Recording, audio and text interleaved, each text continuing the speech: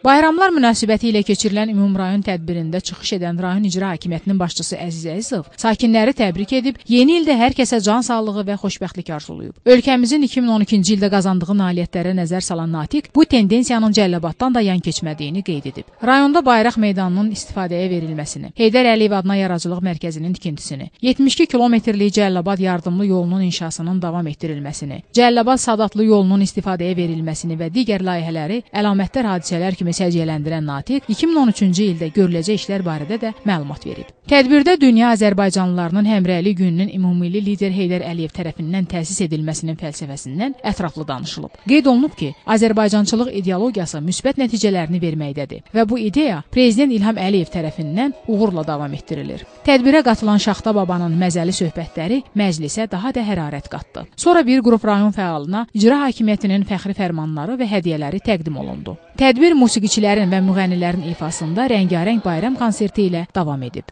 Pərvanə Əliyeva, Elşən Feyzullayev, Zahid Aydınoğlu, Cəlilabad.